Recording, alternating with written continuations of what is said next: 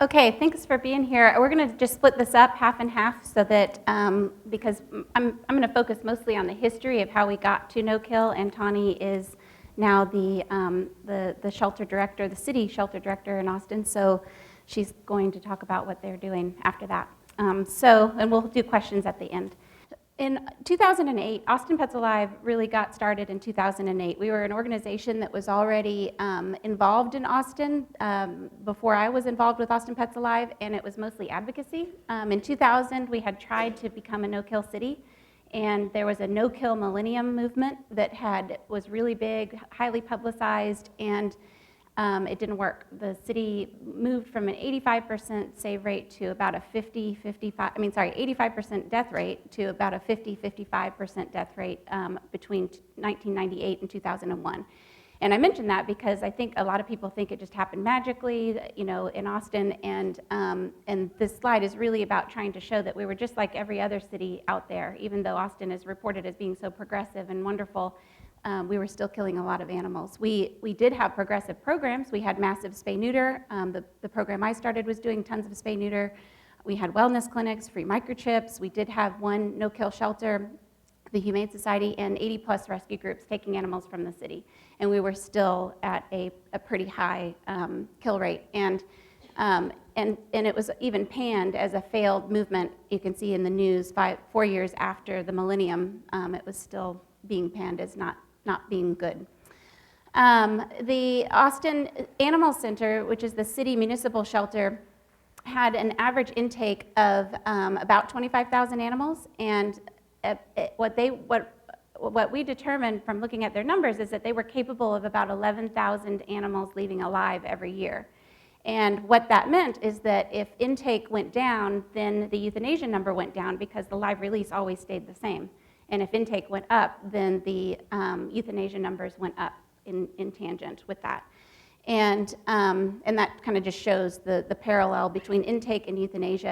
And if you think about the programs and services and actions that go into getting animals out alive, if you don't keep putting more funds in, if you want to save more animals, you have to put more funds in. Otherwise, it's always going to be the same number that you get spayed and neutered. You can process the adoption contracts, you can do your behavior evaluations, all of those things.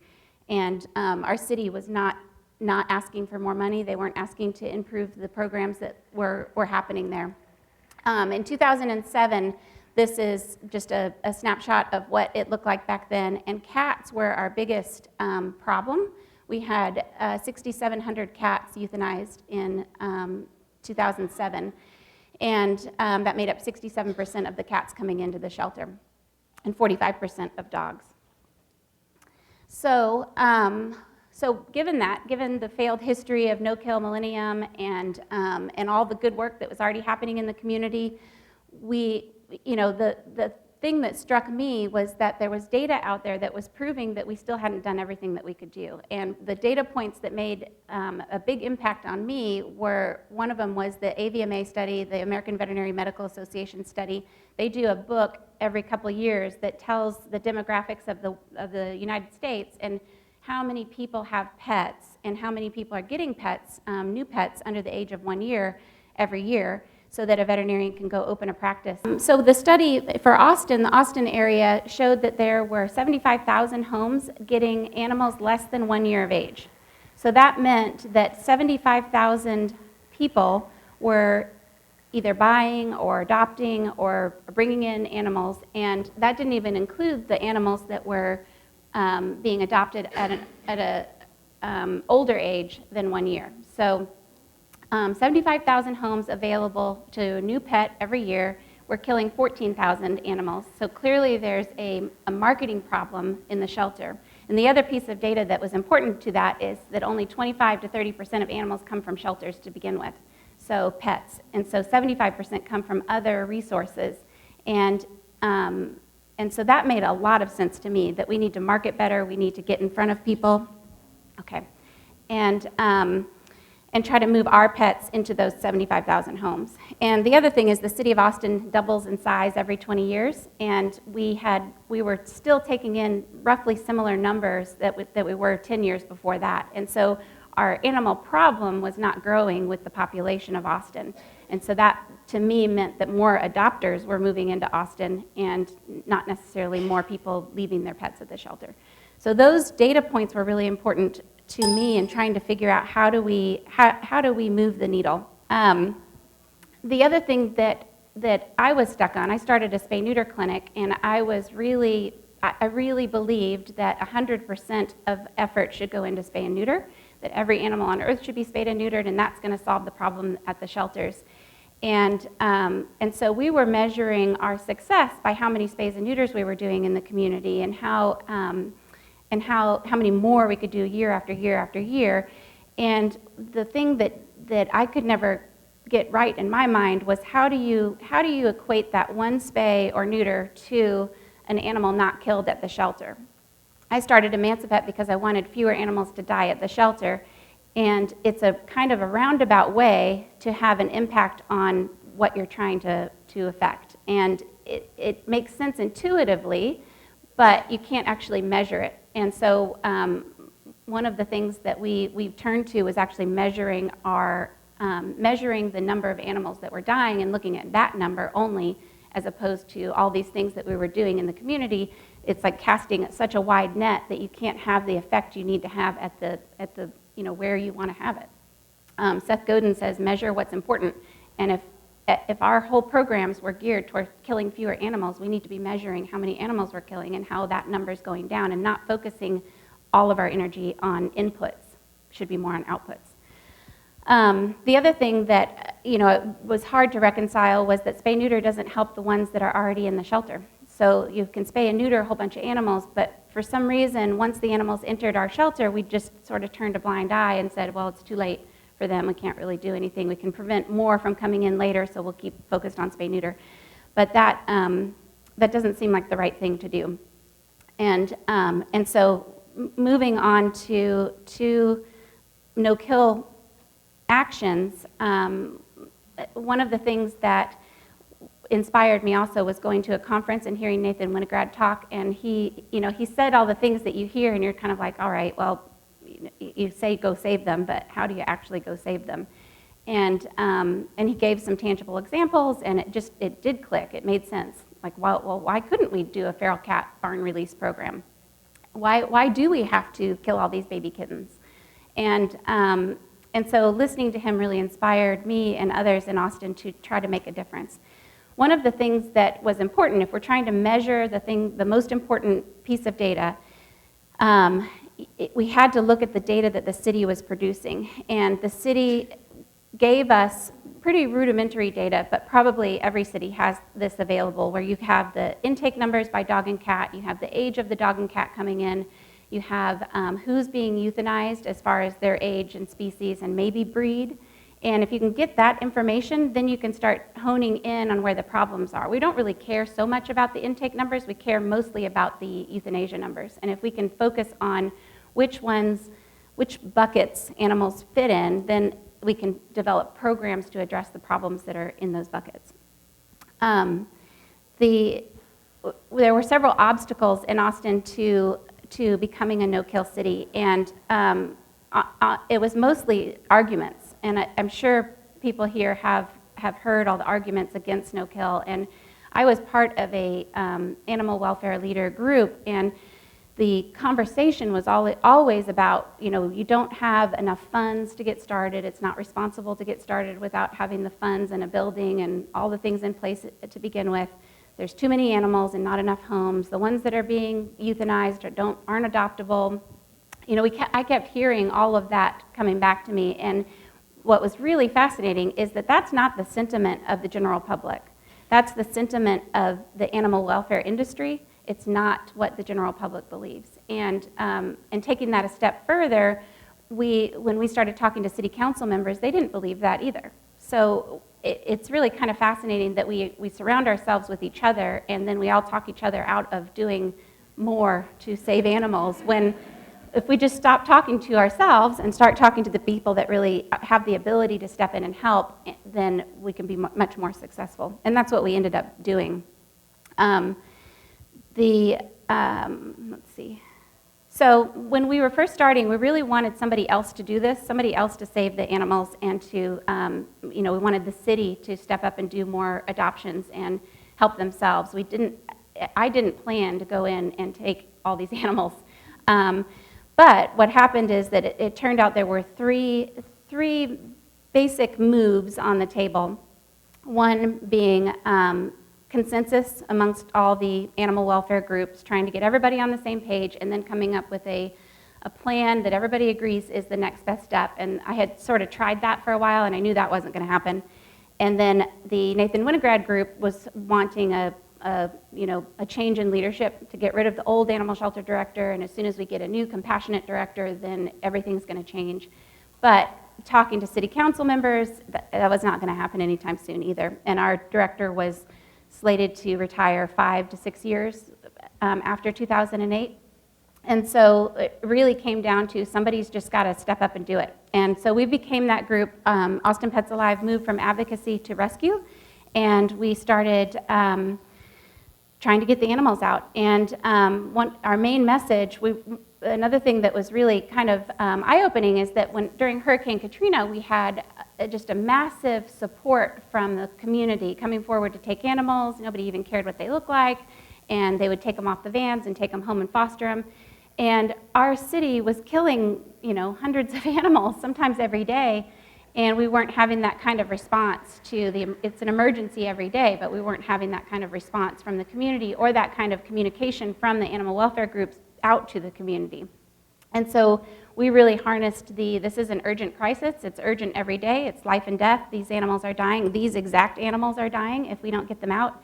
And we were able to build up a huge force of volunteers and fosters in the community who came forward because they wanted to help. They wouldn't have come forward if our message had been, we want to make the community more humane, or one of the terms that was thrown out in our group meetings was less kill. And that's just not that moving of a slogan, although it's good. But anyway, so our message was centralized around an urgent crisis, and those words were polarizing too, but I think that it's important because it is an urgent crisis for those animals that are in trouble.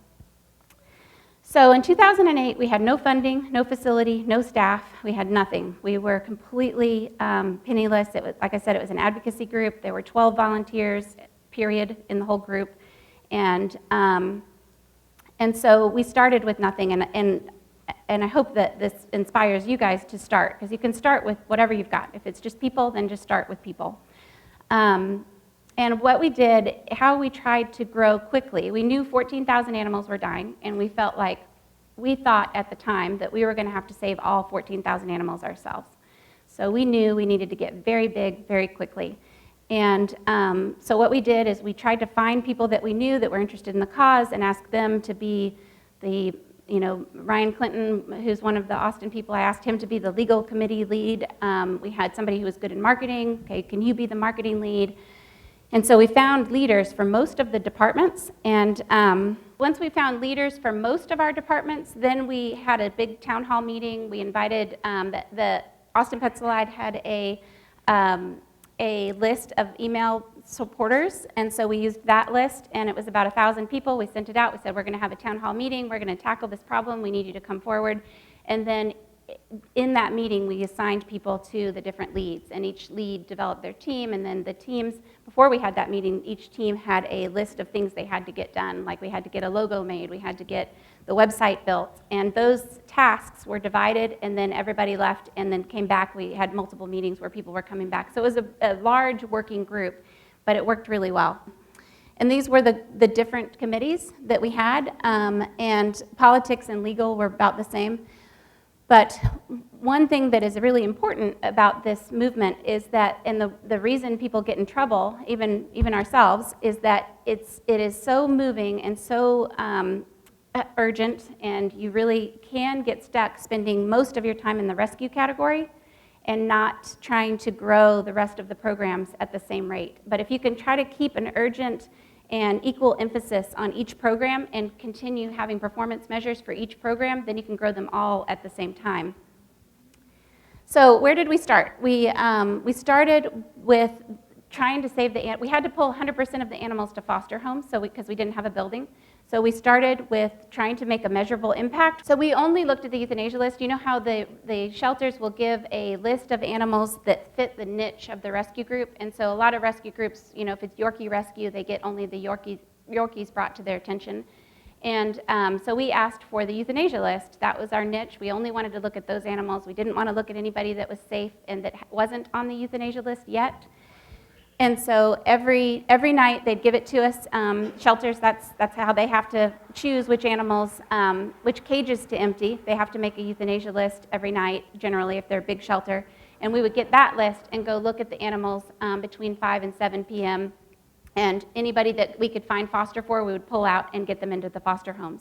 And the great thing about that was that on a daily basis, we could see the impact we were making. So if there were 10 animals on the euthanasia list and we pulled one, we knew we made a 10% difference in the euthanasia rate that day. And then that added up over time.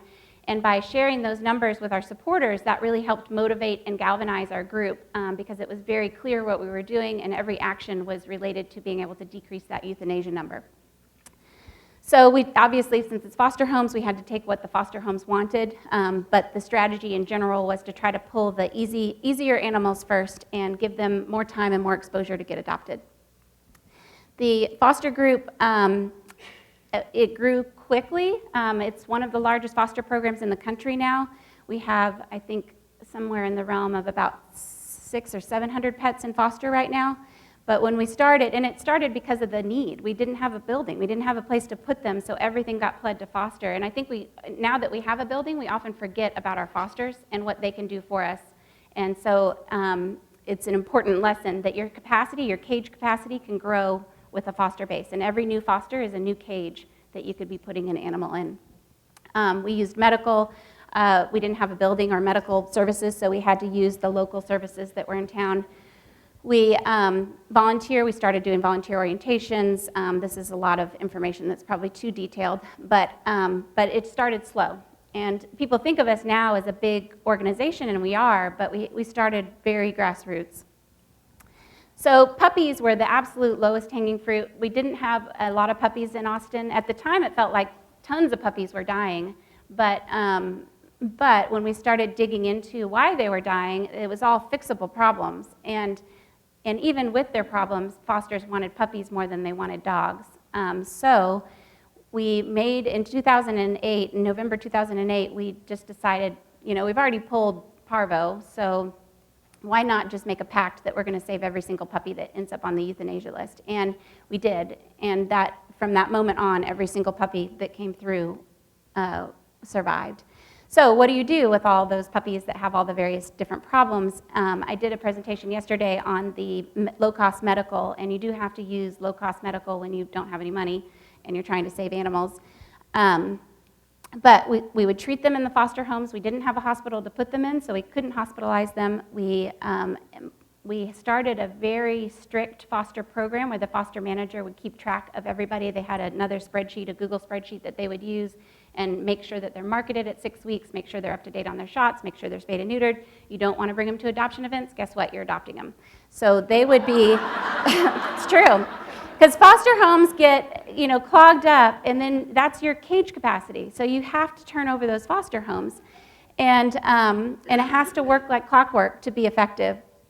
And like I said, we've been able to save all the puppies. The small breed dogs, these were dogs that were less than 25 pounds as a normal adult.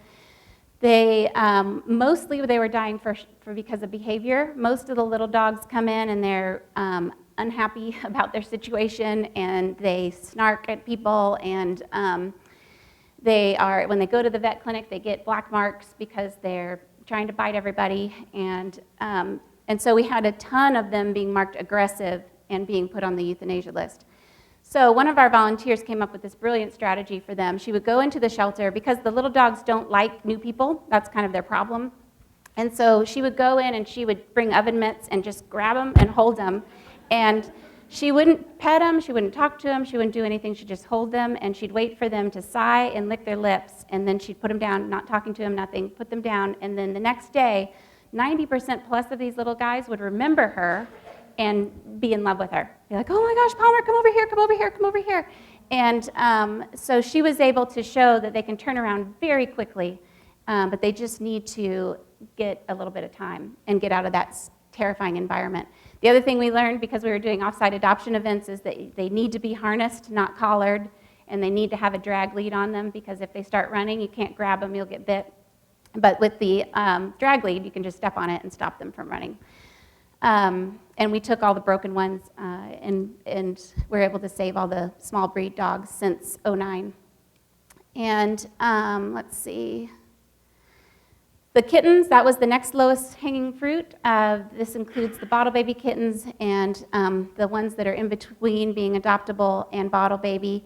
And we started slow. I think our first year for bottle babies, we only saved maybe 300. And then the next year we were up to 1,100, and the city was euthanizing between 1,200 and 1,500 a year. And so we knew that was a program we needed to ramp up, but it's a difficult program. And that was that was our first bottle baby building. It's a trailer out on South Congress.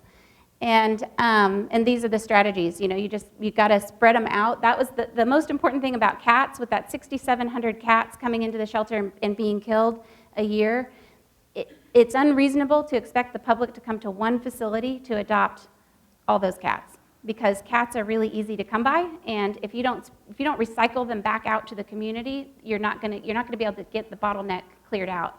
So we have a ton of adoption places all over town. Do foster adoptions, any way we can get them. Online, of course, doing photos and marketing. And so we're able to save all the kittens since 2011 now, because of the programs put in place to get them out. And then the adult cats were a little bit harder. They're just like adult dogs. They're not quite as attractive as kittens to foster homes and adopters. But we just started carving away at that number too. So you have all these adult cats, what's wrong with them? We've got a whole group that have ringworm. Okay, we need to create a ringworm ward. We have a whole group that are unsocialized. We need to create a barn cat program.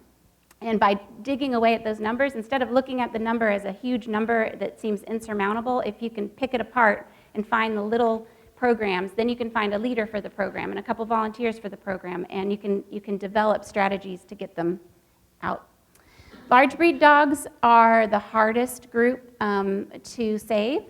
We have gone through lots of fits and starts trying to get all of them out alive and do it really well.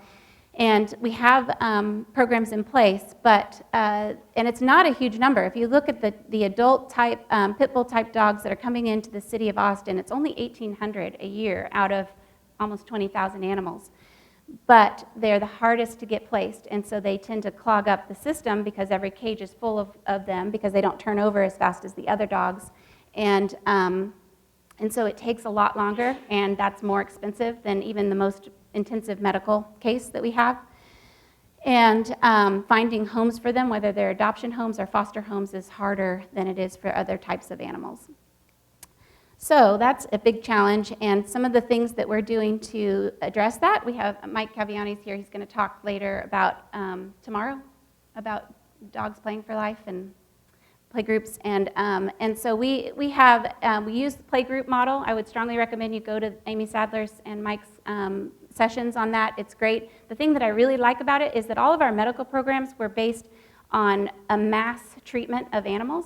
You can't treat parvo by sending every single one to the vet clinic and getting it treated as an individual. There's just not enough money in the world for that.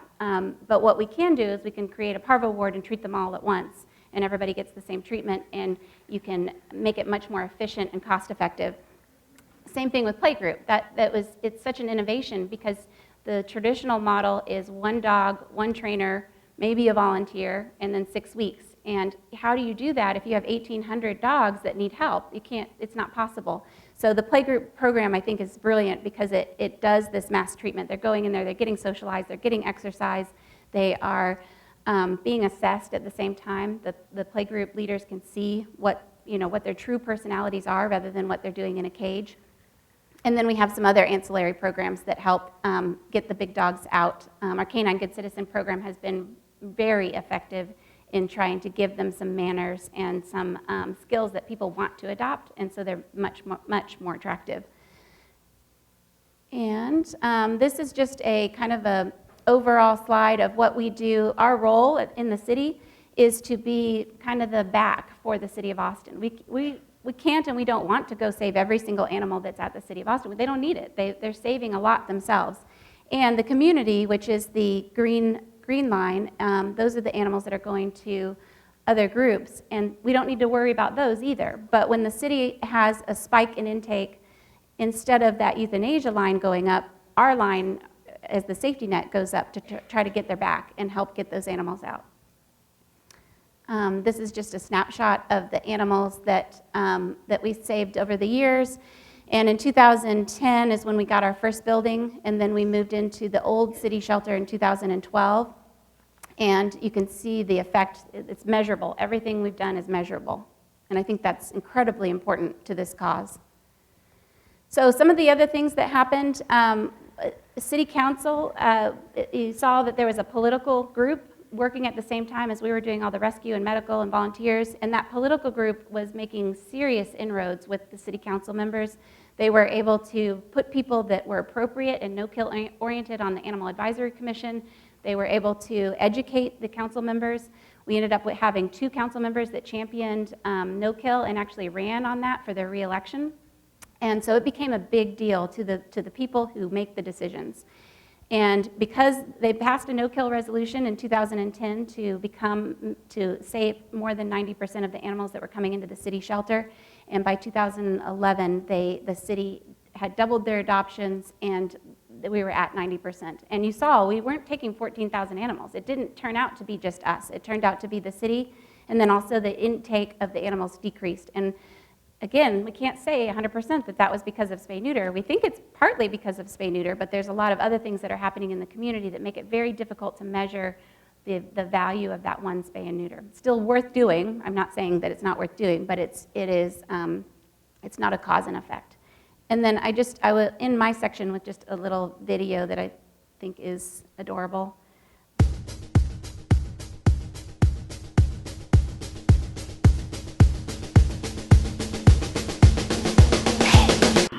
You know that I adopted one yesterday. Her name is Tangela. Her name is Tangela. And today, this morning, she slept the whole night, and I'm doing good. She's doing good. She's biting me. But thank you. You have a very nice day. Hugs and kisses. It's not over. It's not over. You will hear her. Watch here.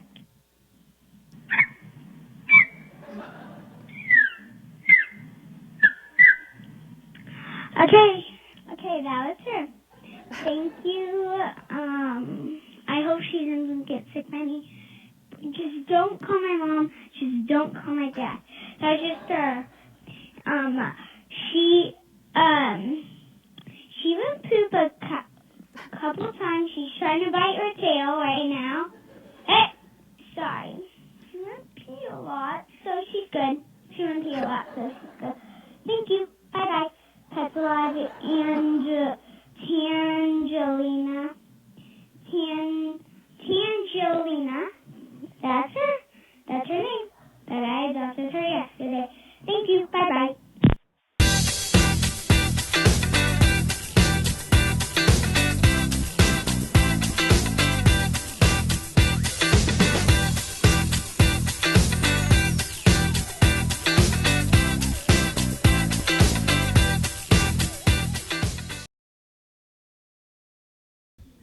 Good morning, everybody. It's really good to be here with you.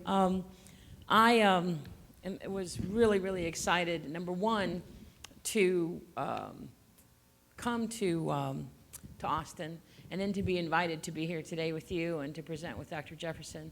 I think what I want you to know, a couple of things. I had a colleague give me advice this morning as I was preparing comments, and she said, "You're going to be fine, just don't get off on any tangents." So the first thing I want to do is go get off on a tangent so I can report back that I did not take the good advice. But what I just wanted to mention is, before we start talking about Austin, is in Fairfax, we had a similar story. We had a similar walk. It was the outcomes were similar. How we got to it was much different. And what I would hope for you all, mine's going to be really brief, and I want you to be able to ask questions of Dr. Jefferson and myself, because I think that's kind of important. I know you've got thoughts on your mind, but one of the things that in Fairfax, our journey was different. We set about ensuring that we were following best practices. There was no political mandate. The city didn't say, or the community didn't drive it. And it's interesting that we got to a similar point, and Fairfax, and just outside of Washington, D.C., Northern Virginia, and Austin are similar, and now we're talking about sustainability. So the Austin story is very interesting. I've been following it for several years, and then when I applied for the job, I really immersed myself in the history of the city and how it got to where it is, and what the concerns, what the opportunities, what the challenges were. So it was very, oh, sorry. How's that, a little better? So it was very, if you can't hear, let me know. So it was very interesting to be thinking about the presentation and then to be here with you today. Let's see here, I'll try and use the clicker. The center, how many of you have been to Austin, Texas? And have you seen the new facility? How many have seen the new facility? All right, we just moved into that 4 years ago. We were fortunate enough to be able to build this new facility. It's beautiful. Some of the pieces of it, this is going to sound not nice and critical, but the same thing happened in Fairfax when we built a new facility, and the same thing's been happening at different places around the country, in that we're building buildings and facilities, or we're modifying them for what we need today and not tomorrow.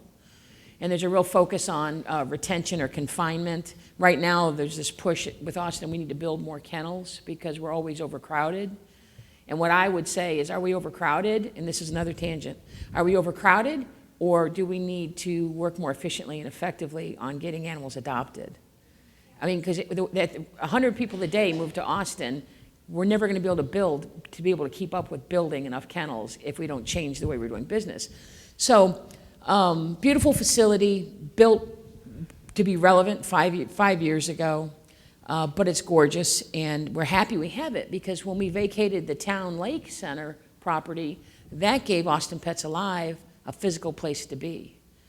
So it's a great thing. There's our population, and that really is not just the city. The city itself is about 800,000, and then if you look at Travis County, you're looking at the 1,173,000 number. Square miles, 990. It's a big county. There's our intake. That's average, and then a budget of 10.6 million, and that's a lot of money. And I'm going to talk a little bit about resources in a second. For those of you that are sitting out there that don't have a facility that size, or you don't have that kind of budget, I want to comment on that a little bit. And I know Dr. Jefferson and I have talked about this. We have 456 kennels, and then we do off-site adoption at the Town Lake Animal Center. We have a little bit of that. And then they're LEED certified gold status, which really doesn't mean anything to anybody right now in this room. We recycle, and we have energy efficient lights and some other things that make it environmentally friendly for the community and the environment. So staff and volunteer support, we'll talk a little bit about that. Our total number of staff, there you see, is 98.5. That's a part-time employee, not a really short person. And we don't have 98.5. I think that includes part-time employees and some temporary employees. They're not all full-time. Total number of volunteers, we have 497 active on the roster. And then our hours there, you see 44,000 for the year. And I think actually we're about 45,000 now. That's direct care of animals in our care. Let me back up a second. Some of the jobs that they're doing that I'm sure they're doing in your facilities are the dog volunteer. We rely very heavily on our volunteers for the dogs and getting them out and socializing and walking. there's kind of a controversy in the community right now about dog walking. I don't know if some of you have seen it in the newspaper, but you may not have. It may just be the Austin Press. But that there's a notion that that they're not being socialized enough. They're not getting out of their enclosures. And of course, one animal, one dog, one cat that's not getting the enrichment it needs and the quality of care is one too many. But the point I wanted to make was that I don't think folks sometimes understand that the volunteer program is intentional. It's the lifeblood of the organization. Without it, we couldn't do what we do. And so it's not that they're doing it because the staff's not. They're doing it so we can, if that makes sense. And it's an intentional partnership. It's an intentional strategy. It's not because the staff aren't doing it. So the volunteer program is so important. And just a couple of highlights, because a lot of these things you all are doing. I really want to comment on some other pieces that I think that you'd like to hear about today. Working with the volunteers one-on-one, guiding one-time volunteer groups, customer service, greeting people when they come in the front door like a concierge, welcome to the Austin Animal Center, cat volunteering, the social, it's very scary for cats as well as dogs, any animal that ends up, I always say it's either the worst day of their life or it's the best day of their life, depending on where they came from. We used to feel very sad, or, it would be hard not to, we collectively as a community, the animal welfare community, it's hard not to be judgmental when you see these animals coming in. And it's sometimes we have stories in our heads or in our hearts that aren't kind of the person that's bringing the animal in. And I think most of us probably have flipped that, and we understand how lucky for that animal that someone valued its life enough that they brought it to a shelter trying to rehome it. And that it, so it's, we can look at it different ways. But they do the greeting, which is really important, acclimating people. Our campus is kind of big. It's a larger campus, it's spread out a little bit more, outdoor kennels. Nebulizing of cats, ringworm treatment. They do, and then also they help with recovery from anesthesia. They have to be over the age of 18, but they help the veterinarian staff with that. Photography, outreach events, off-site adoption events. And then community cat trapper program that they are involved with. I think one of the things that's really neat in animal welfare is we realize, it used to be we'd limit, a volunteer can't do that, it's got to be a staff person. And Dr. Jefferson, I know just with Austin Pets Alive, how strong their volunteer program is and how life-saving it is, and that we're allowing the volunteers to be part of this and not second, once you have the skill set, and we know something about your background, we know animals are safe, there's a vetting process, there's an onboarding process, there's an orientation. Once that's done, and we know the integrity of our volunteer program is solid, there's nothing they can't do. It's unpaid staff. The volunteer coordinators are human resource specialists, just like if it was paid staff. And many volunteers volunteer a lot of hours. Not everybody's just coming in for a couple hours a week. So I think most of us all would agree how powerful it is.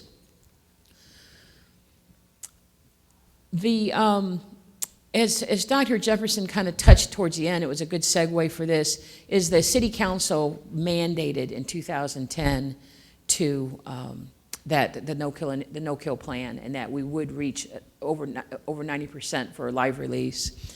And then by February 2011, we were at 90%. So you can kind of see, do I have a laser thing? I don't. You can see the bar, or if I do, it's just too far away. The bar chart there kind of shows our progress on the live outcome.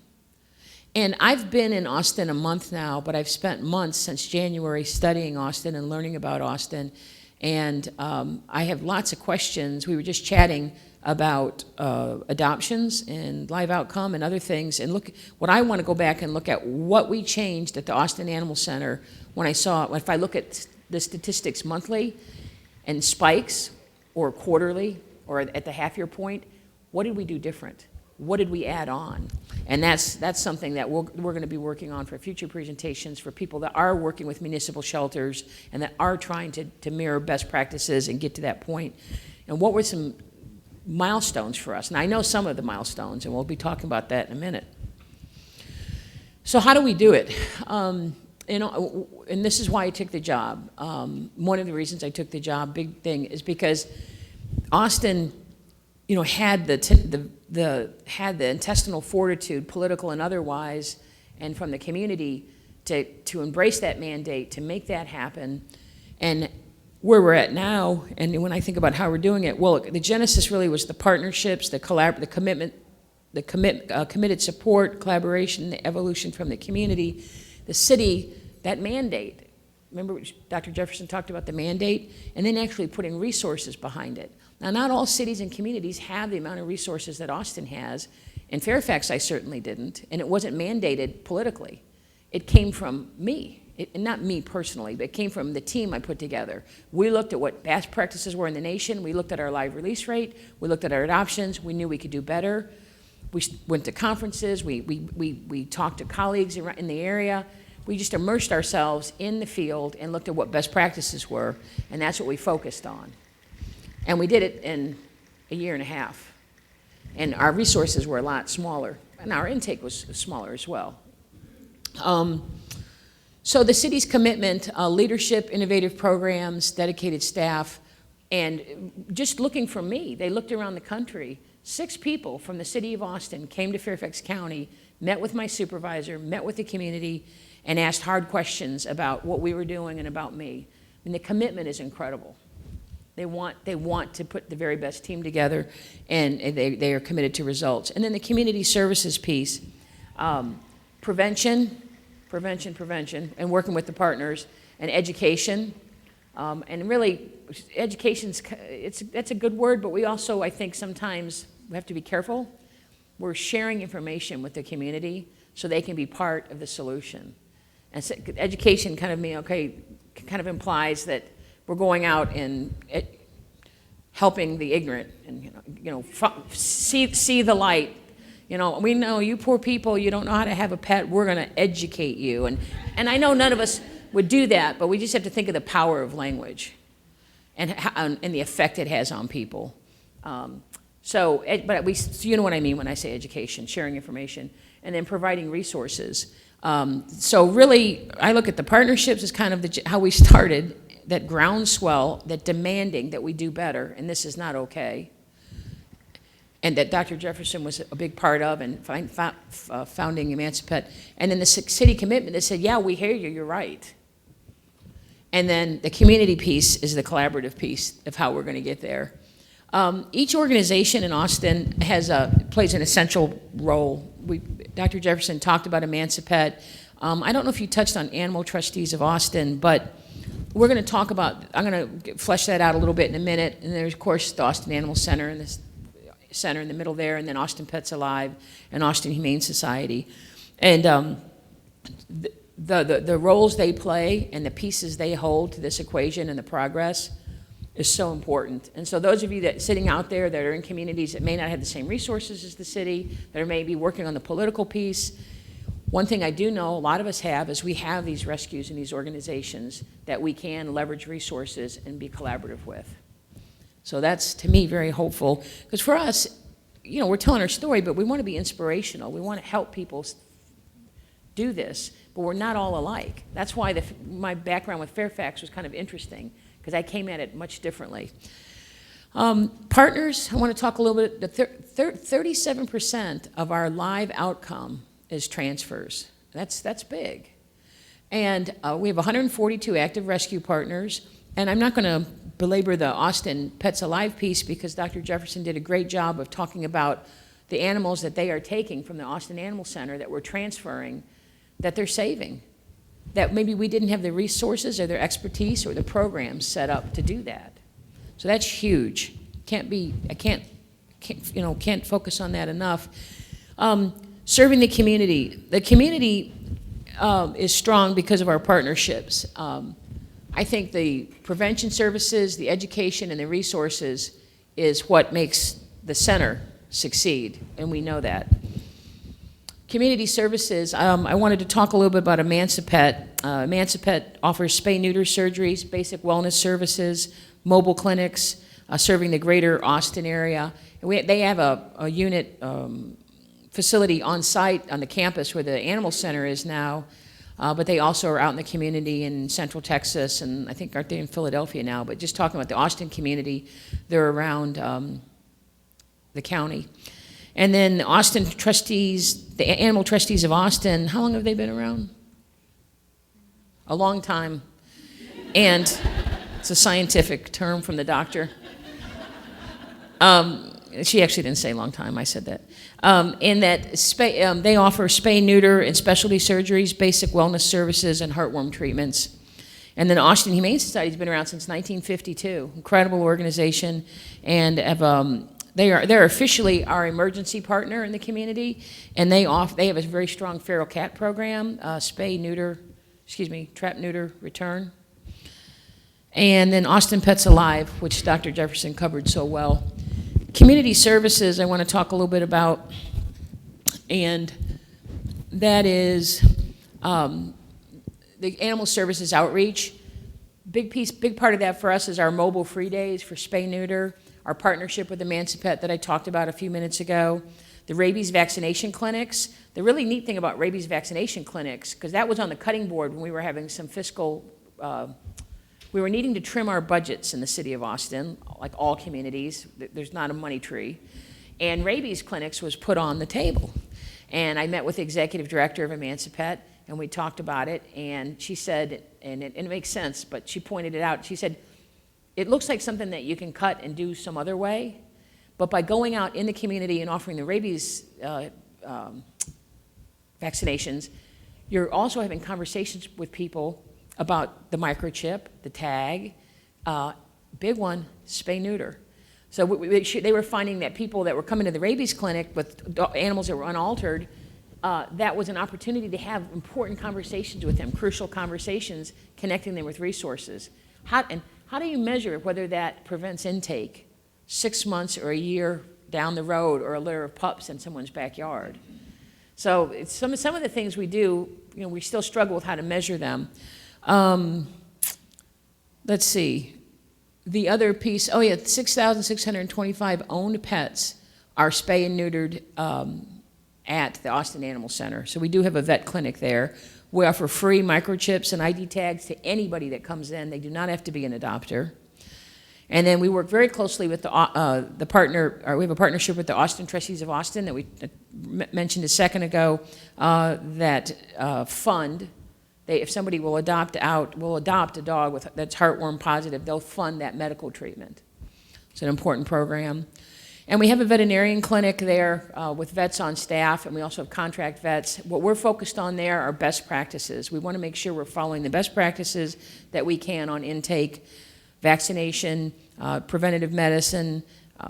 We treat all health issues. And we did over 657 specialty surgeries. So that's a major focus. And what we can't handle, you heard what Dr. Jefferson shared with you, is we're working closely with Austin Pets Alive on what we're not set up, because capacity is an issue for us right now. We have all these other problems that we need to be looking at and solving.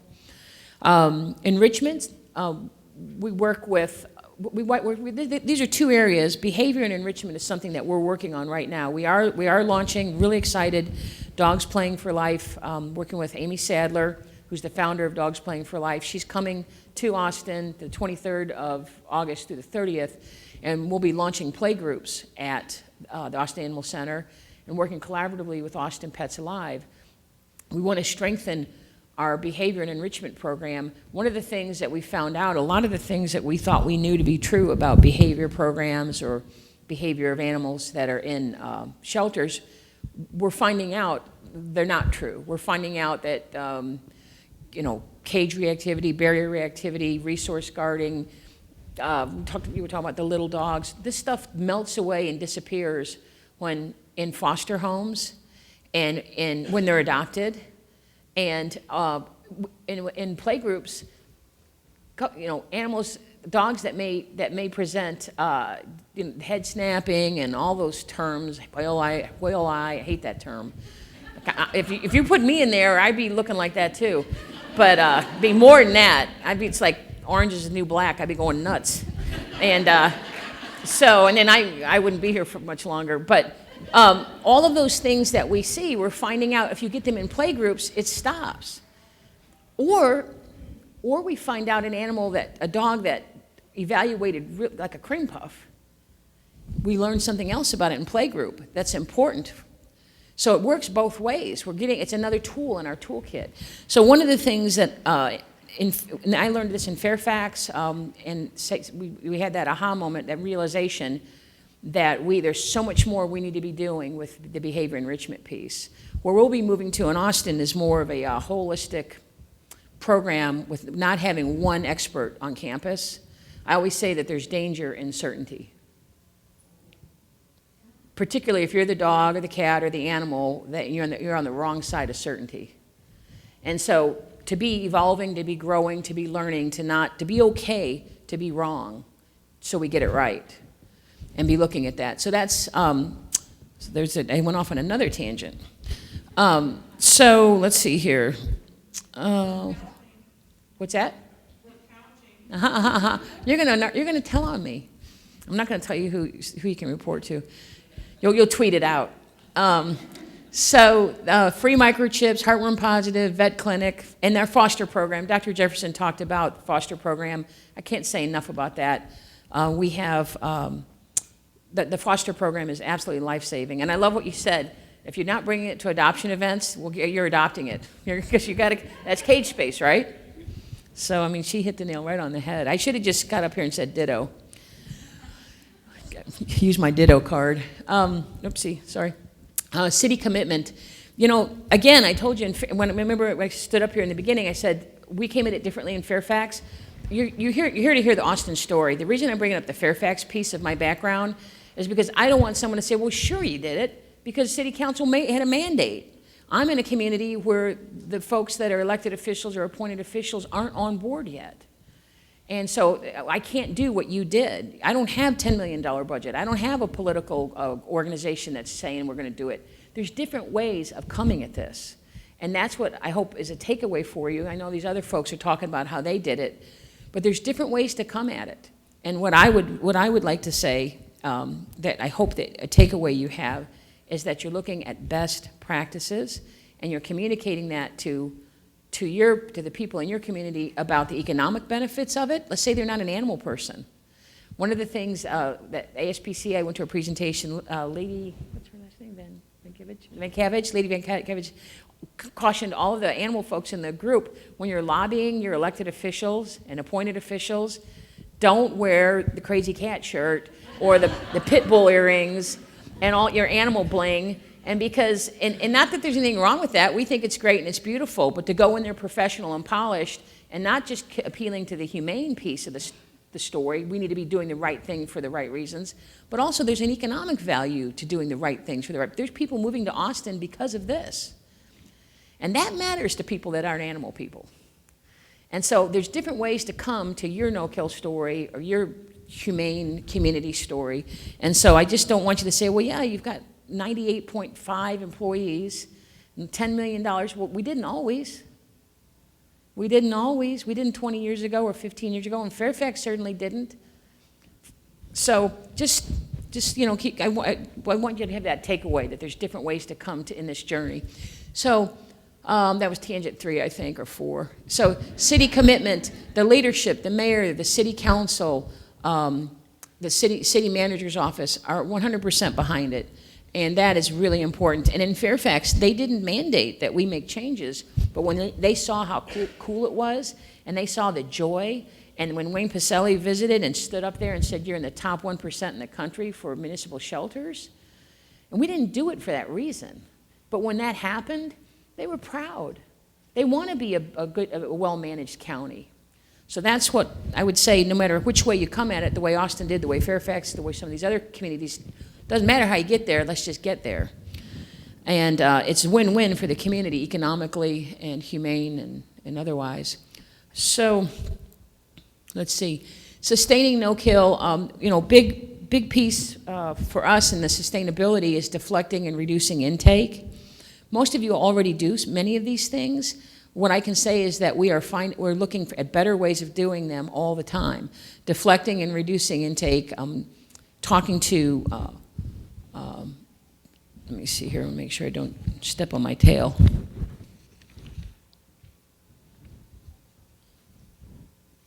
Yeah, I'll be able to talk about that in a minute. Return to owner program, robust adoption programs, evolutionary growth. Remember I talked before, there's danger and certainty. We're learning all the time. And the community focus. Many of you are already doing some of these things. I want to talk a little bit about intake. Our daily average intake, let's see, in 14, fiscal year 14, was 48. At peak for 14 was 119. Recently, we just beat this record with over 120 animals per day. And there's the bar chart there that shows our intake from 2009 on. And, you know, certainly with all the spay-neuter in the community that's happening, we were hoping that intake would come down. But as Dr. Jefferson said, that's okay. If it didn't have the complete intended effects that we were hoping, but that doesn't change anything about us doing it. It's the right thing to do, and we know that. Go think about the prevention. What could it have been if we weren't doing some of those preventative measures in the spay-neuter? And it's also about quality of life for animals. It's not just about our numbers.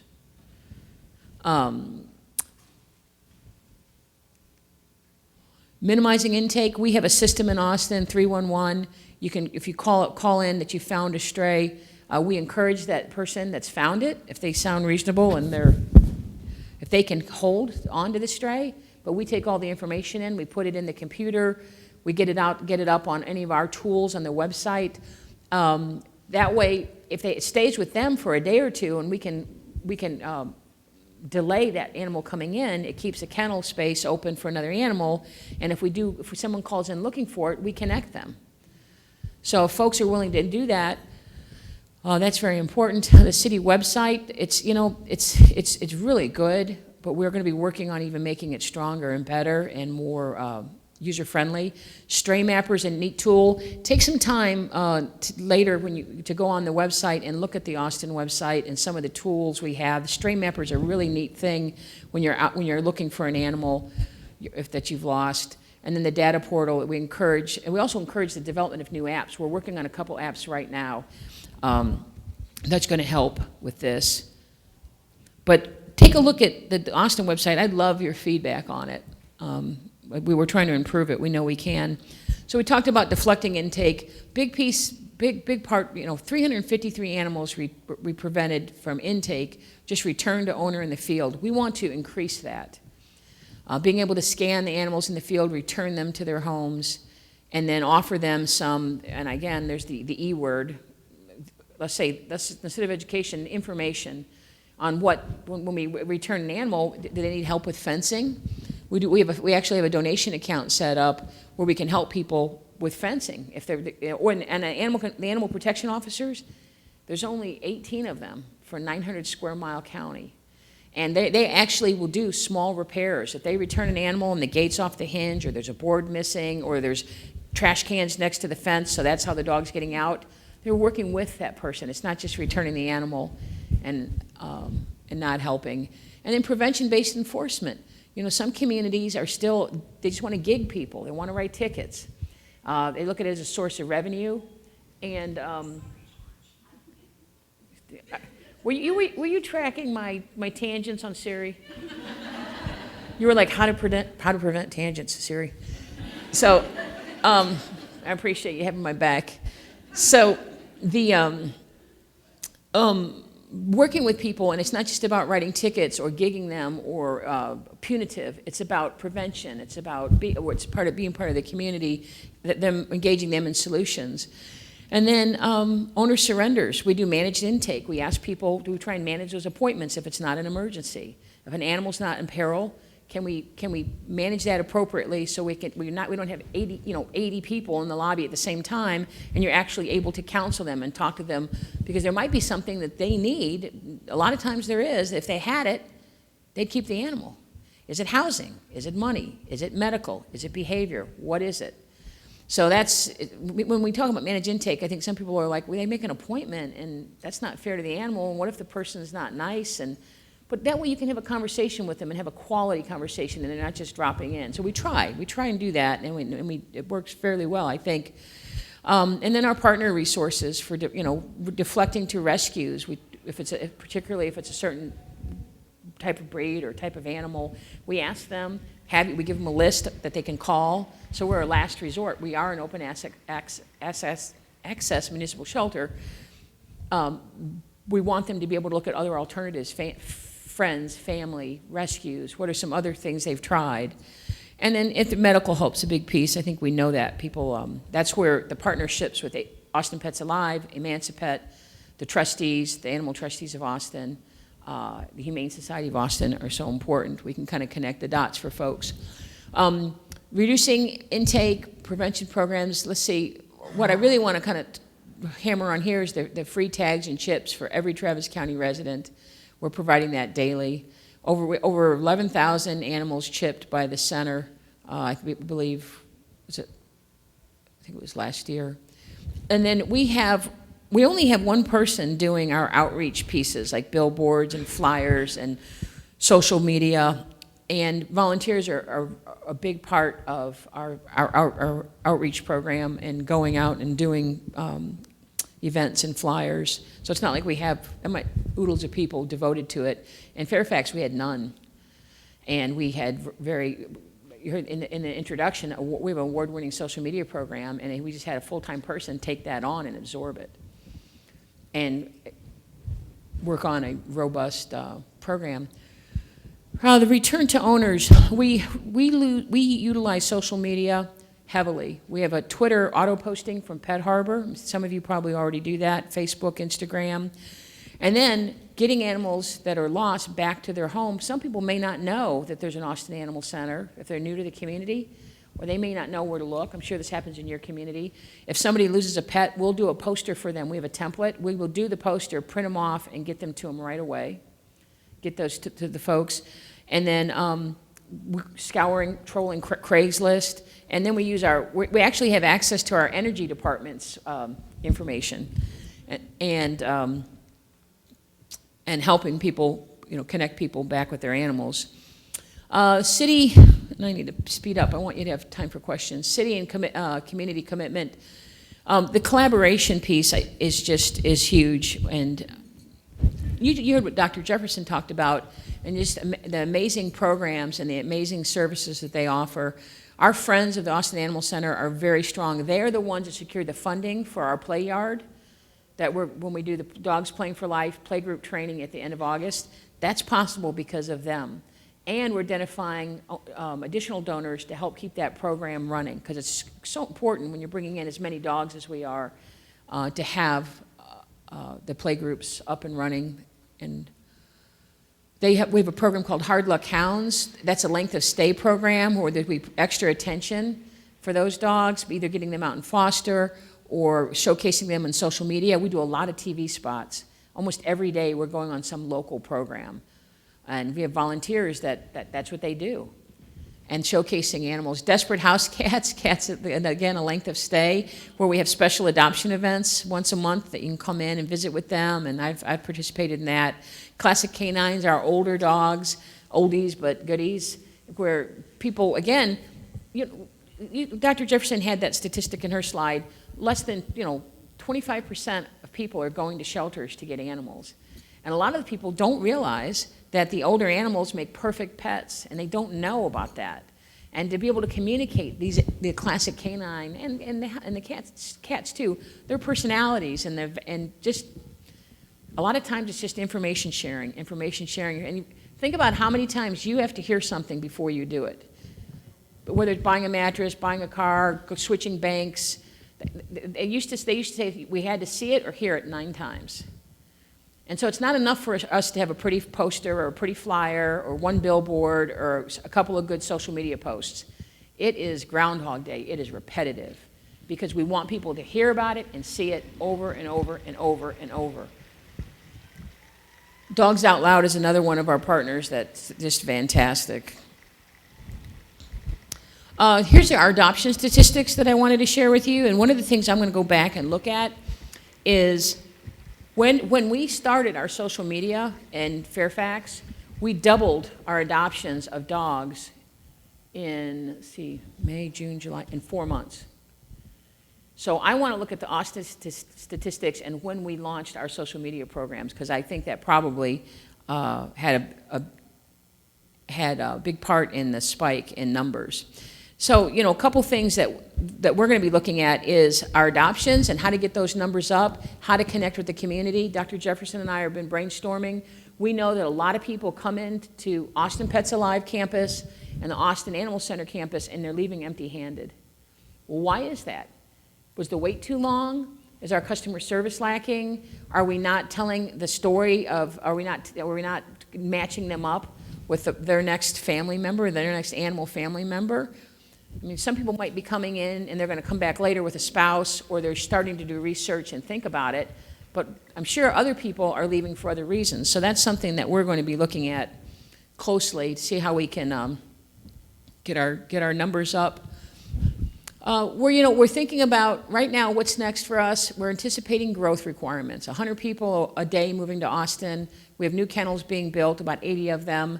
I'm going to focus on group housing for those. We're going to build more play yards. We really kind of want to pin the flag down with Dogs Playing for Life and play groups in the United States. With Austin, we want to make history with that. APA is already doing it, but if we do it as a city, I think that's going to be really, really important. The quality of life, length of stay, you know, those are two things we want to be focused on. It should be summer camp. That's what a shelter should be, a resource shelter, which is really a community solution center for animals. You come in, you're not there long, you learn some new songs, you make some new friends. It's a little stressful because there's always some mean kids in camp that short sheet your bed and give you a wedgie, and the food's not so great, and it's a little scary at night and you're homesick, but you go home. And that's what we want the Austin Animal Center to be, summer camp. Either the best day of their life or the worst day of their life. Think about those of you that were sent to camp.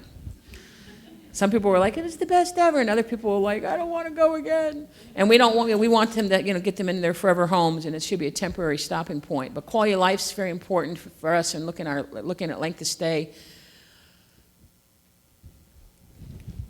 A couple quick things here I want to mention is recently with the flooding in Central Texas, it was very tragic.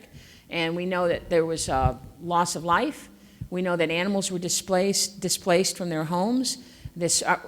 We know our numbers at all shelters spike in the spring and summer, but during the flooding it was exacerbated, and we were stacking animals in hallways and in the meeting room, our training facilities, and we were just totally past at capacity. And from June 29 to July 30, Austin Pets Alive took over 100 animals transferred in. And the way they did that, and Dr. Jefferson can talk about that, but the way I understand they did it is they reached out to their volunteers and their fosters in the community, and people came in and helped clear up space on their campus so we could get those animals in. So it's life-saving. These partnerships are life-saving. And so our focus, moving forward, our sustainability is going to be about prevention, reaching the community, reaching the folks. We're doing a heat mapping project. I don't have any funding for that. I know it looks like we were rolling in the dough, but the friends are going to help with that. A volunteer is going to do the heat mapping that has the IT skills with all of the organizations. Where are the animals coming from? Where are they going to? Who's taking advantage of the spay-neuter services? We want statistically to look at the Travis County and Austin and find out where we need to be doing a better job. The other thing that we're focused on is compassion fatigue doesn't quite cut it. If the staff and the volunteers that are taking care of the animals are not well, that translates to problems for the animals. So we're really going to focus on how people are feeling. And one of my jobs as the director coming in is relationship building, making sure the staff and the volunteers, that their mental health needs are taken care of. We all know how hard this field is. And I also see some mental health issues in the community too, because getting to where we're at was not easy. It was messy. It was blood, sweat, and tears. And there's relationships that have been injured just because it's hard work. But bringing people together, celebrating this victory, moving forward, because it's not about our ego, it's not about us. We both will tell you we'll be wrong all day long if we get it right. And so when I mental health issue sounds so serious, but it is. But just in the community and all the partners that we're pulling together, and also too in the building. So I'm focused on that. And then the other thing is Austin is it 2 daily newspapers? 2 daily newspapers. 1? Okay. And it feels like 5. And they are looking for stories, and there's these stories in the newspaper, if there's even a hint or a whiff that no-kill's not working, or the dogs aren't getting walked, or there's a controversy. And when I'm talking to the staff and the volunteers about who wants to volunteer at a place, or who wants to work at a place, or who wants to donate to a place that looks dysfunctional, disorganized, and it's not doing well. And so my goal with the staff, the volunteers, and the community is let's get it all together. Let's figure out a plan. Let's tell everybody this are we perfect? No, we're not perfect. But we want people to have confidence in us, so they'll be coming in there to volunteer. We did a volunteer open house the other night for dog walkers alone. It's all over the press that dogs aren't getting out of their enclosures. There's a little bit of truth that there's room for improvement, but Austin does a much better job than the majority of places that I've been. We had 66 people show up, and I only put the release out with like 4 days' notice, and they're signing up to walk dogs. 98.5 people, Austin Pets Alive can't keep Austin no kill. It's going to take the whole city to be committed, and that's the message that that's the drum that we're banging, and that's the message that we are telling. So with that, I just thank you for your time. I'd like to, we have a little bit of time for questions, is that all right? Thank you very much.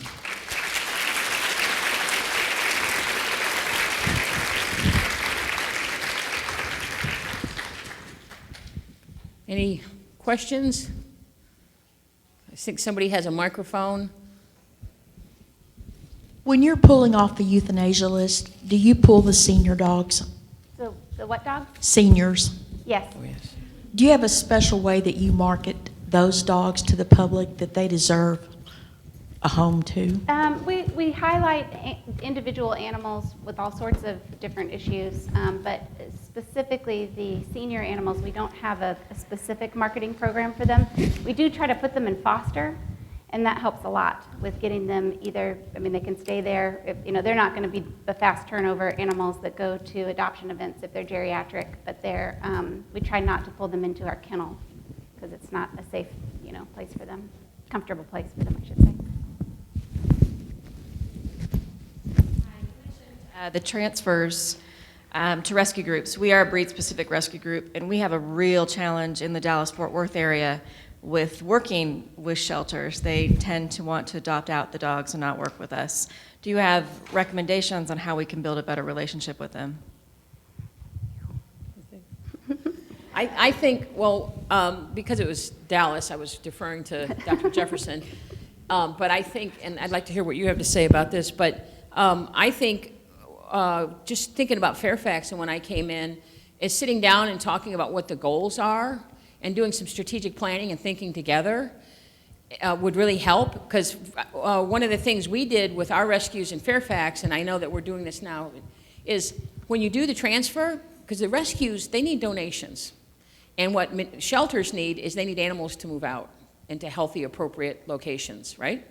So if you're saying how great the rescue is on social media, that the Happy Home Rescue took Captain Fluffy, and you're taking a photo of that and you're showcasing it, they want to see what's in it for them, so they've got volunteers that are signing up and helping, and someone's writing a check to keep their doors open. So I would sit down and have a crucial conversation and do some strategic planning, so they can see that how they fit into the puzzle piece in the equation. Mm-hmm. Yeah, and I think that one of the main problems in our industry is that a lot of rescue groups are competing for the same animals, and if we can broaden our horizons a little bit and maybe pick the ones that the shelter doesn't want to keep or can't keep, and try to find a little bit different niche, then there are more animals available. But there's a reason, that we all go for the easy ones because they're easier, they're cheaper, they're everything, get adopted faster. But I think we're going to have to address the population that doesn't get out that way. Yes, and one of the things too in Fairfax that we did is that we really, with the kittens and the puppies and pulling people in, social media, getting them excited, getting lines out the door before you opened. That was good though for the older animals and harder to adopt animals because you had more foot traffic coming in. You had people going back to their communities, their civic associations, their schools, their synagogues, their church, saying, I was there and there's all different kinds of animals. There's old ones, there's young ones. It's like retail in a way. you know, they put microwaves on sale to get you in the door, but they really want you to buy refrigerators. So there's nothing bad about using the cute puppies and kitties to get people in your building and on your campus, providing we have a plan to showcase the elderly animals and the ones that are harder to adopt. That's how I look at it. I'm from Barsville, Oklahoma, and I'm actually representing several groups that sent me here to ask questions. But I'm a new board member to the Washington County SPCA, and they have probably the worst reputation I've ever seen. I actually left that group 5 years ago because they were letting dogs die and they were killing pit bulls indiscriminately. The problem we face right now is that we have no money, we have no community buy-in, and we have no volunteers because they have become so disgusted with the practices that are happening. And I am dedicated to seeing this turn around. My concern is right now, we have 2 months of operating expense left. That's it. And then the door's shut. And what I want to do as a board member is I want to reach out to the community and have a town hall kind of meeting that says, we know we've let you down. We know that things have been bad in the past, but we want to change things, and we want your buy-in. But I'm having a tremendous amount of resistance from the old board members who are part of the Guard that says, we need to hide this from the public, and we don't need to let them see that our facility is a concrete furnace where animals die. So what is your advice for actually kind of turning this around? Well, I think you can, but I do think you'd have to bring in more or different leadership so that people have confidence that it will be different. Because you're not going to be able to say, we're going to change everything, just give us some funds, and then expect people to believe you. We have 13 board members that Yeah. are on board, but they're struggling right now because we're faced with 2 months of operating expense left. I mean, really, the doors will close in 2 months. Yeah. If we don't get some more volunteers and money in there. Yeah, I think inviting the community in is a good idea. Yeah, as soon as you could, I'd invite the community in and have that conversation and talk about what that would look like and how that would hurt the community, and get the media involved and talk about your new battle cry, and do a really quick SWOT analysis. I mean, quick. You can do it quick, like in an hour. Just craft it. Okay, these are the strengths, weaknesses, opportunities, and threats, and then pick like 2 quick sprint goals that you can get. Maybe press release, some photographers in, do a quick campaign, but something a couple quick wins to get excitement going, and then the midterm, because 2 months, you got to do it now. Well, I'll be thinking about you. You're going to do it. I know you. Do not lose faith. Failure's not an option. You're going to do it. Yeah, I'm a bulldog. I'll run over.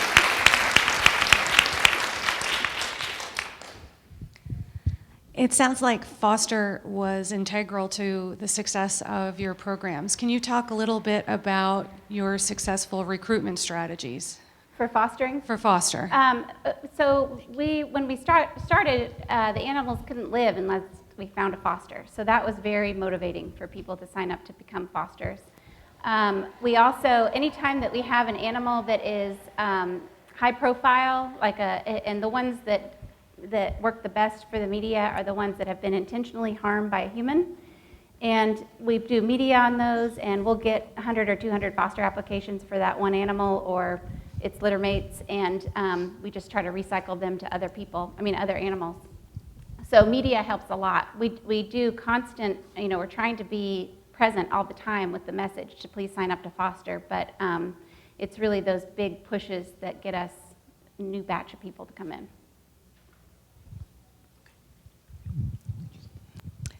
Hi, I want to find out, your microchipping and your tags are free.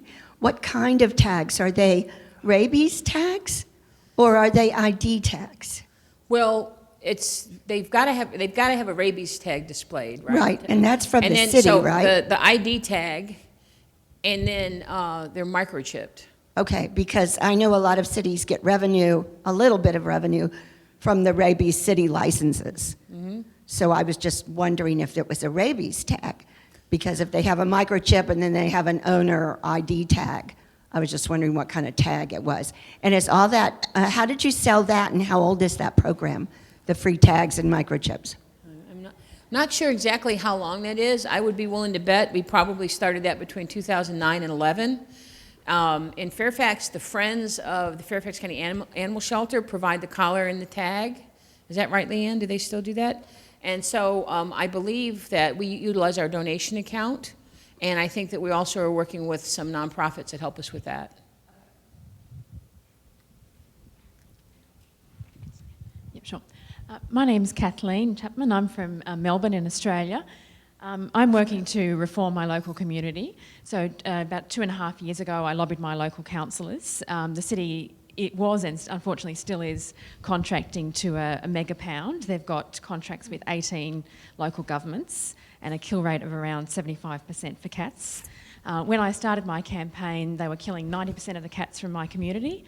I lobbied the councillors and told them they should be releasing the animals to rescue groups, which they started doing, and the kill rate dropped instantly to 25% for cats. So we went from a 90% to 25% instantly. That's great. And we've sustained that over 2 years. Now there are other local governments also wanting to work with rescue groups, still maintaining their contracts with those high kill facilities, unfortunately. But the rescue group capacity isn't expanding. We've got no one that's doing high volume adoption. So I would really like to establish an animal shelter myself, perhaps starting with an adoption centre. And having no background in business, though, I'm sort of a bit confounded about how I go about getting it off the ground. Do you have any advice about how I can get business-savvy people on board or get some assistance with it? Well, I mean, I would just put the word out, just, you know, people need to know that you have a need so that they can help. And so you have to maybe do, you know, a letter to the editor or something. You may not get press if you don't have it moving forward quickly, but the success you've already had is newsworthy, so that might be where you can get a story pitched to the press and get it out there. But people need to know, and if you have an email list, we didn't have any news when we started. We just reached out to the people we already knew and said, we're doing this, who's on board, come forward. And then we were able to find people that were experts in each of their areas, or wanted to be experts. Most of them weren't actually experts, but they helped a lot.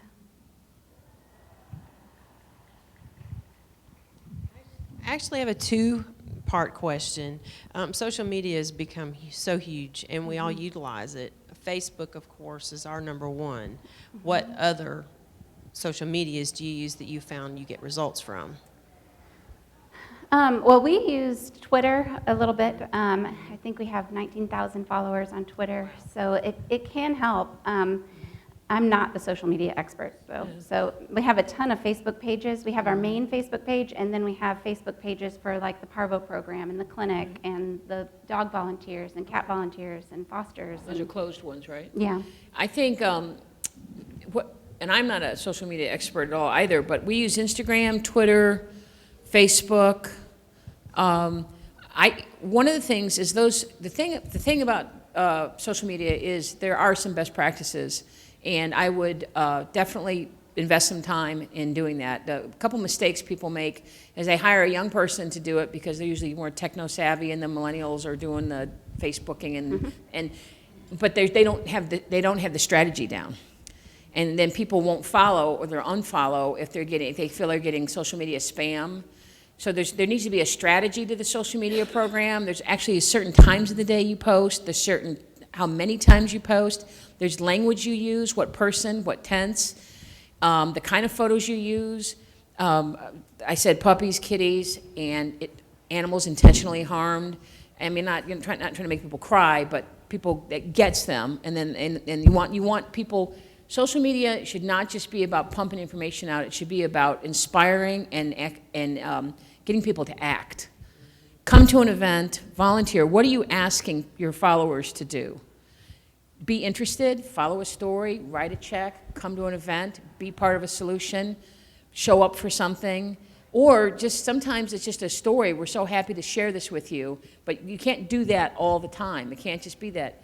And it can't all be gloom and doom because I unfollow things. Our jobs are hard, and when I'm going home at night and then all of a sudden something horrific is up there, I'll unfollow because too much just burns people out. So there's a strategy to doing social media well. The thing I wanted to say is when we realized in Fairfax that most of our followers were middle-aged women, or women, not middle-aged, but in fact, that's incorrect. When we realized our social media was primarily female, and we had these big athletic dogs that we knew would be perfect, and not to be sexist or anything. I know women were all active and play rugby and tennis and Zumba and garden, and we're active. But we knew, just either call it intuitively, that if we could connect with men, some of these bigger dogs would get adopted. And so we started, our social media posts were actually geared more towards men. Like we had this one dog, Bam Bam, that was in this shelter forever, and he just was so strong. And he wasn't going anywhere, and he was just this wonderful, lovable animal. So we got this idea to take Bam Bam out and photograph him with a boys' football team. And we got some incredible photography of Bam Bam on the line with the kids and running. And you know, this man's girlfriend saw it and shared it with him, and he came in there and adopted Bam Bam. And that was our first try. Awesome. So it's a strategy. It's not easy. Know your audience, and then know how to work it. So we did it with volunteers. I mean, you know, so it can be done. The second part of my question is when you're in a community of very closed-minded rescue people, they want to do their own thing. How do you get all those egos working together? Well, we didn't. That's the answer. It doesn't work. That's what Not I was. gonna happen. Yeah, that's what I was talking about now. It was just brute force, tenacity, intestinal fortitude, getting Austin to where it is today. That's probably what I should have said, and we could all go to lunch. And I mean, Dr. Jefferson's story was so interesting, and then I should have just said that. But it's messy. It's not pretty, and we're still evolving, and we're still having to. I mean, my goal in coming to Austin is let's put our egos aside, and not that there's, you know, I'm not suggesting. Let's put our personal feelings, and maybe our feelings got hurt or something got hurt along the way, and let's just vision a humane future and going into the future. What's that going to look like? It's difficult. I mean, it was hard, wasn't it? Yeah. Yep. And it wasn't easy, but it happened. I mean. Yeah, I mean, I lost all my friends. I was part of the group and was no longer part of the group, but you can't listen to the people who are telling you no when you know you need to do the right thing. So you just have to find new friends.